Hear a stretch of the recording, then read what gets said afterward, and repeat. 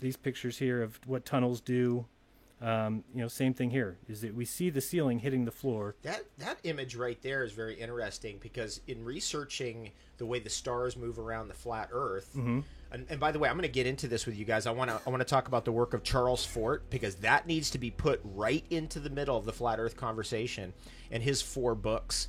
And then also Rudolf Steiner. But one of the things you see in this image right here is this is similar to a time-lapse image of the stars moving around the Earth, and it looks like we're in a tunnel. It looks like we're in a tunnel. Yeah, it does. Which gives rise to my belief system that the Earth has a hyperdimensional shape, or it's flat against a rotund heavens, which means you're basically flat versus curvature. You can't actually jibe those together because pi makes the jibing irrational. Right. Right? Because a circle can't be squared, and a square cannot be circled without pi, and pi can never match a straight line or a 90-degree angle because pi is irrational and has to do with all circles and all curvature. So we live, the point I'm driving at, and this is the point that Charles Fort brings up in his books, is we live in a rational, irrational construct. Ultimately, we cannot ever get to the bottom of the mechanics that make the heavens work and makes the Earth work and what's underneath our feet, what's above our head, because it's rational, irrational. And to me, every horizon is a rational, irrational phenomena right there in front of us at all times. We know there's irrational phenomena that go on, UFO stuff, Bigfoot, whatever. All that kind of stuff it's on the fringe of our rationality. It's arguably irrational. And part of this whole mechanistic, materialistic scientism is trying to get us to believe that everything is rational and mechanical and materialistic. And what Charles Fort presents in his 4 books is that there's only one conclusion you can come to when you analyze the evidence. His evidence was accumulated by 25 years of living in the New York City Public Library as a full-time job.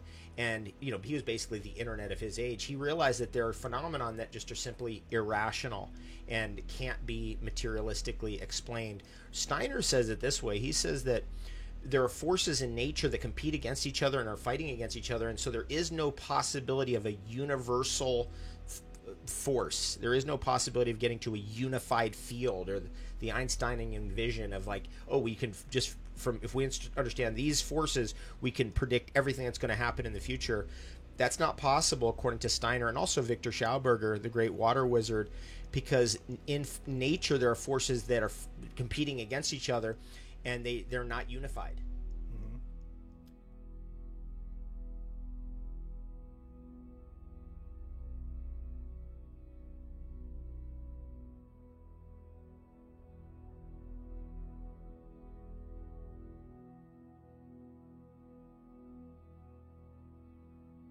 So that clip was from the Globebusters episode from a couple of weeks ago. It turned out to be a fairly interesting interview with Jaron and his guest, David Avocado Wolf. And I thought it was interesting for the first one just being on... It was kind of cool in a way that they're talking about the same sort of things that I was recently focusing on in the video I did on the celestial sphere. With the idea of the perceived dome of stars as sort of appearing like a sort of projection, but being influenced by things like perspective and atmospheric lensing, which Jaron even mentioned in there. And David goes on and mentions the whole hyperdimensional aspect of the heavens, and starts talking about his own research and background involving figures like Charles Fort and Rudolf Steiner, both of whom I want to talk about some more in a minute. But I just wanted to openly state that I do respect both Jaron and David Avocado Wolf, who I'd never heard before this interview, but I find them both to be, very intelligent and reflective people, and they provide a lot of interesting things to consider and research further. Even if our views on spirituality, might be in pretty stark contrast. But I was struck by how Wolf mentions the whole point of squaring the circle, or circling the square, and so forth. When talking about that whole relationship between the Earth and the sky, as we continue pondering this ever so puzzling question of, how we're living on a demonstrably flat plane while seeing the appearance of this celestial dome overhead. And that's a theme that I've been seeing pop up again and again over the past year or year and a half, as I've been exploring just the whole topic of flat Earth and ancient cosmology. And I never really expected that to come up so much. It was more something that obviously we all know, squaring the circle as being sort of this phrase that stems from geometry, and then if you're at all familiar with the esoteric side, you also know that this is a term that comes up a lot. And so basically at this point, I guess I've come to understand is that for whatever else it might be applied to, it seems to, at least to a large degree, kind of function as this kind of overarching metaphor for this whole dynamic of the interplay between the earthly and the heavenly, or the physical and the spiritual. And as David Wolf described it in that clip, he speaks of it in terms of the rational versus the irrational, and these seemingly these seemingly incongruent worlds or incongruent dimensions, and so anyways, this whole relationship of the earthly with the heavenly, or the temporal with the eternal, or all the different ways you could describe it, the rational with the irrational, and just the whole mystery of how those things interact, right? Which is kind of represented by this flat Earth investigation and research. And hearing somebody like David Avocado Wolf talking about, well, why he thinks guys like Charles Fort and Rudolf Steiner should be at the center of the whole conversation, that really stuck out to me as just another example of what I've been seeing so much, to where it's just a perfect example of how this whole issue, the whole topic of cosmology and flat Earth, absolutely is a segue, a gateway into esoteric studies and occultism for many people. I mean, obviously Wolf was already into these guys before coming to flat Earth, but just seeing it as this opportunity to apply things that have been written in the past. And I don't think either of them were flat earthers, but actually Fort seems to have written a book that was defending a geocentric globe. But anyways, it's interesting. Speaking of Fort and Rudolf Steiner, Charles Fort is the guy who the Fortean Times is named after, and there's a Fortean society, I believe, that was erected in his name, even though it wasn't. It was friends and colleagues of his, but he was this writer, not so much himself. He was more sort of this writer at the beginning of the 20th century that was very interested in the paranormal. Basically, he seems to be the guy where the whole concept of the quote-unquote paranormal comes from, where he was just investigating sort of unexplained phenomena, in science journals and various writings, and sort of collecting them and gathering them, and wasn't himself so much necessarily offering some sort of esoteric or magical explanation for things. It was just more about rejecting the hardline materialistic scientific rationale behind things. So it was kind of a stepping stone, and that it's interesting too, because I know when I was much younger, I was always very, very intrigued by sort of those the paranormal or the unexplained in it. And today, we've always seen, a lot of those things are sort of gateways into more esoteric studies, and so there is that relationship there between the paranormal and occultism.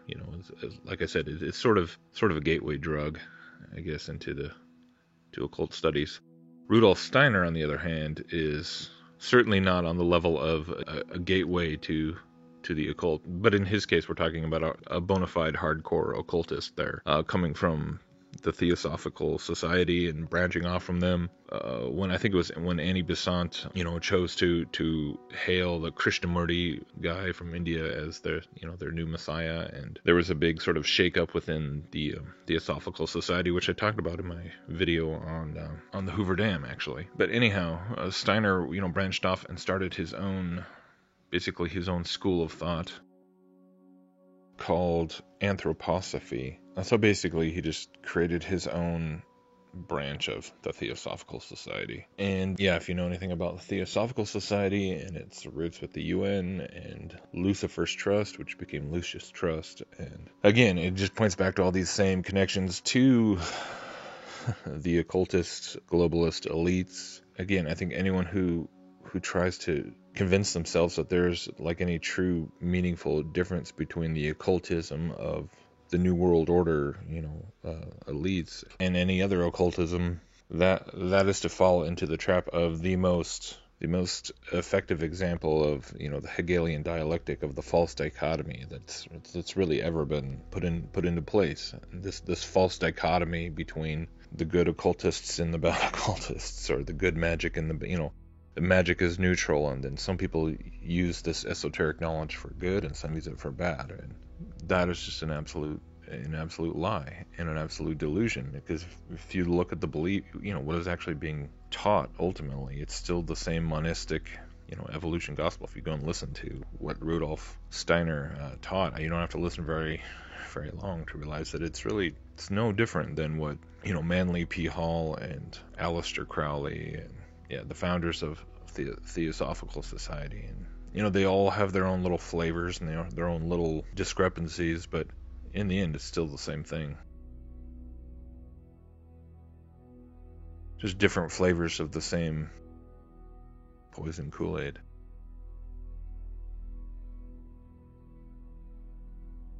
So like I said, it's really interesting to me how this whole analogy of squaring the circle, even though it's applied by the occult realm as sort of just the whole crux of what they're after, the merging of the fallen angelic realm with the human realm, with the whole goal of bridging that divide. But that's the counterfeit. Whereas the Bible itself actually does talk about this too, which, like in 1 Corinthians 15, where it's talking about earthly bodies and heavenly bodies, and how essentially, what Jesus did at the cross and through his resurrection, he's really the only way to the quote unquote square the circle. He's the only one that bridged that divide. He's the only one that can bring together the rational and the irrational, and merge the realms and merge the divide. And when I think about it this way, it's kind of exciting because it's kind of serves as a point of contact for the whole conversation. A different way of presenting the gospel and a different way of explaining the gospel. And that's what I hope to do with this documentary series that I've been talking about. But I'm actually going to get started on some serious writing and editing and putting it together. And this whole theme is going to be sort of a guiding theme throughout it. So we'll see how it goes with that. So all right, thanks for listening.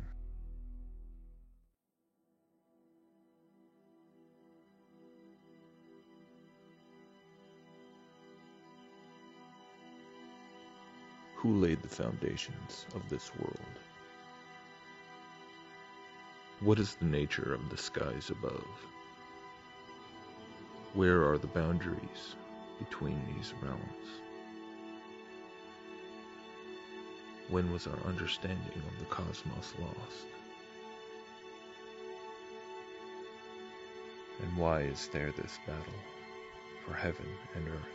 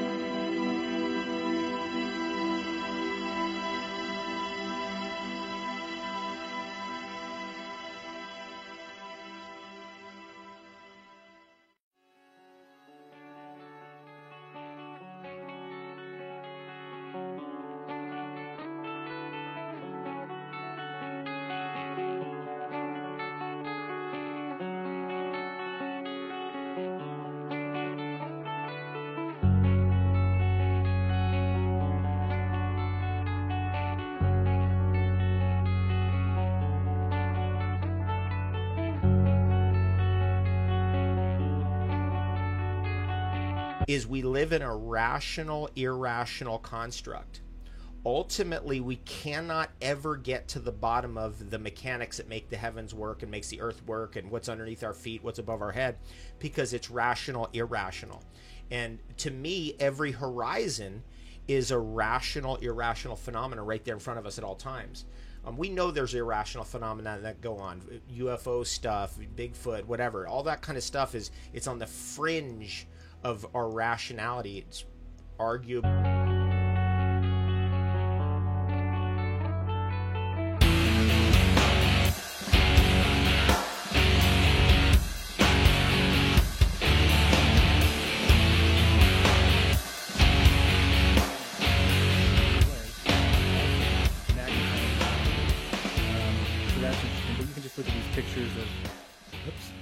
These pictures here of what tunnels do. Same thing here, is that we see the ceiling hitting the floor. That image right there is very interesting, because in researching the way the stars move around the flat Earth, and by the way, I'm going to get into this with you guys. I want to talk about the work of Charles Fort, because that needs to be put right into the middle of the flat Earth conversation, and his 4 books. And then also Rudolf Steiner. But one of the things you see in this image right here is this is similar to a time-lapse image of the stars moving around the Earth, and it looks like we're in a tunnel. It looks like we're in a tunnel. Yeah, it does. Which gives rise to my belief system that the Earth has a hyperdimensional shape, or it's flat against a rotund heavens, which means you're basically flat versus curvature. You can't actually jibe those together because pi makes the jibing irrational. Right. Right? Because a circle can't be squared, and a square cannot be circled without pi, and pi can never match a straight line or a 90-degree angle, because pi is irrational and has to do with all circles and all curvature. So we live, the point I'm driving at, and this is the point that Charles Fort brings up in his books,